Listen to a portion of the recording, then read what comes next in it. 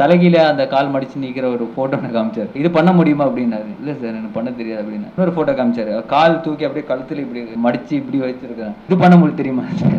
இதே பண்ண முடியல அதை எப்படி சார் பண்ணுவேன் நான்? பாலா சாரை மீட் பண்ணதே வந்து அவர்கிட்ட நெக்ஸ்ட் படத்துல ஏதாவது ஒரு வில்லன் சான்ஸ் இல்லைன்னா ஏதாவது கேரக்டர் இருந்தா கொடுங்க நான் பண்றேன் சார் அப்படின்னு சொல்லிட்டு பேசுறதுதான் நான் போனேன். போய் அவர் மீட் பண்ணி நான் பேசினேன். பாலா சார் ஏதாவது கொடுங்க நான் ஐம் வெரி இன்ட்ரெஸ்டட், என்ன கேரக்டர் கொடுத்தாலும் நான் பண்றேன் சார் அப்படின்னு. இல்லப்பா நான் சொல்றேன்ப்பா அப்படின்னு சொல்லிட்டு அமிச்சிட்டார். So again he call me after like 3 months call பண்ணி கூப்பிட்டாரு, வந்து மீட் பண்ண அப்படின்னாரு. அப்படியே பார்த்துட்டு உனக்கு யோகா தெரியுமான்னு அப்படின்னு கேட்டார். இல்ல சார் எனக்கு யோகா தெரியாது சார். தலைகீழ அந்த கால் மடிச்சு நிக்கிற ஒரு போட்டோ எனக்கு காமிச்சாரு. இது பண்ண முடியுமா அப்படின்னாரு. இல்ல சார் எனக்கு பண்ண தெரியாது அப்படின்னு. இன்னொரு போட்டோ காமிச்சாரு. கால் தூக்கி அப்படியே கழுத்துல இப்படி மடிச்சு இப்படி வச்சிருக்கேன். இது பண்ண முடியும் தெரியுமா சார்?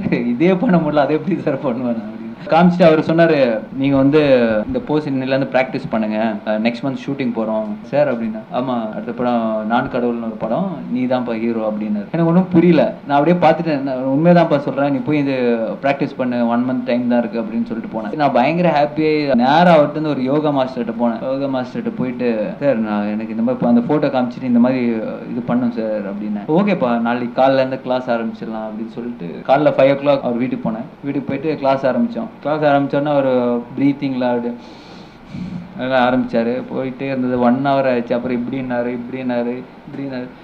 சார் இந்த போஸ் பண்ணுமே சார் அப்படின்னு. இதுதான்ப்பா யோகால கடைசியா பண்ற விஷயம், இது எப்படி ஒரு 2 years ஆகும் அப்படின்னாரு. 2 years? சரி சார் நாளைக்கு கிளாஸ் வர சொல்லிட்டு கிளம்பி போயிட்டேன். இது இப்படி பண்ணா வேலையாகுன்னு சொல்லிட்டு நேராக வீட்டுக்கு போயிட்டு அந்த பெட்டு கீழே போட்டு செவத்துக்கு மேல கால் வச்சு அப்படியே ப்ராக்டிஸ் பண்ணி ஆரம்பிச்சேன். அம்மா பார்த்தாங்க, என்னடா பண்ற, என்னடா ஆச்சு உனக்கு அப்படி? இல்ல ஒன்றும் இல்லை, ஒரு போஸ் ஒன்று ப்ராக்டிஸ் பண்ண சொல்லிட்டு daily around 1/2 hour 1 hour 2 hours அப்படியே பண்ண.